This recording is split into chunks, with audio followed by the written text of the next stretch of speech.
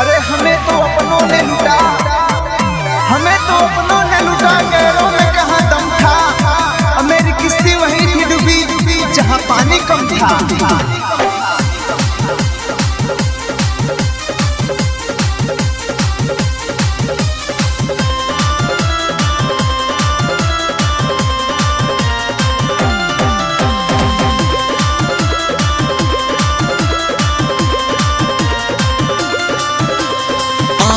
रोजाना जब जाई तोरा गाँव में, हम रोजाना जब जाई तोरा गाँव में, हम रोजाना जब जाई तोरा गाँव में।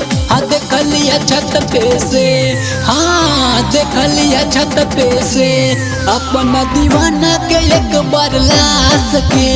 देखलिया छत पे से अपना मजनुआ के एक बार लाश के।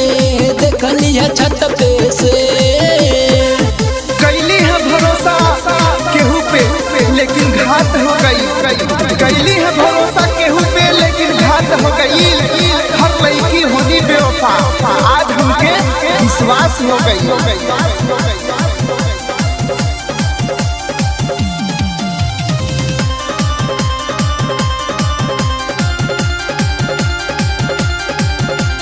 कबहू न केहू के मिलेला सच्चे दिल के मीत हो। ना जाने कैसन बाटे ये हवा दुनिया के रीत हो।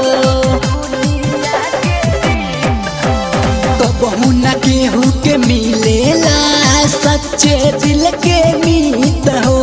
ना जाने कैसन बाटे ये हवा दुनिया के रीत हो।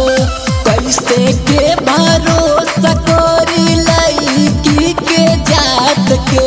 हाँ देखलिया छत पे से, हाँ देखलिया छत पे से अपना दीवाना के एक बार लाश के।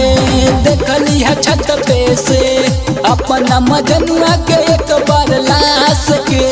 देखलिया छत पे से दिन दुगुना रात चगुना दुख बढ़ल जात बात। आके देखला ए बेवफा हमारे अर्थी वही सजी जहाँ शमशान घाट बात।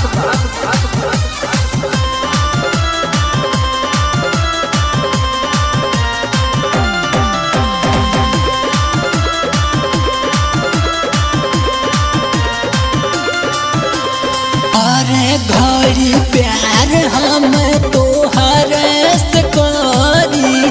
बायू हमरा जिंदगी में खुश हम रही। हर घड़ी प्यार हम तोहर से करी। बायू हमरा जिंदगी में खुश हम रही। हमरो तू चल गइलू चिता के सजाई के। हाँ देखलिया छत पे से, हाँ देखलिया छत पे से अपना दीवाना के एक बार लाश के। देखलिया छत पे से अपना मजनुआ के एक बार लाश के। देखलिया छत पे से करब शिकायत तोहरब से जे हमरा खातिर तोरा के बनैले। आइल समय जब साथ देहला के त माहूर दे के हमके भगवैले।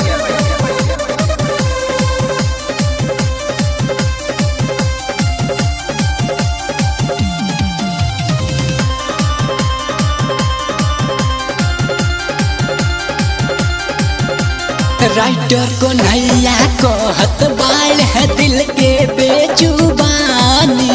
सूरज मन सुख लागे नाही प्यार के बीमारी। पटेल को नैया कहत बाल है दिल के बेजुबानी। अरविंद संजय लागे नाही प्यार के बीमारी। एक बार पूरा दाम जन्म कर मान के।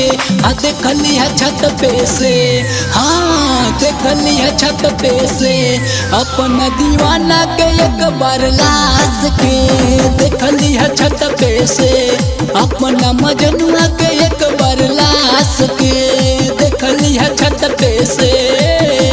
हमारो जाना जब जाई तोरा गाँव में, हमारो जाना जब जाई तोरा गाँव में। हाँ देखली है छत पे से, हाँ देखली है छत पे से अपना दीवाना के एक बार लाश के, देखली है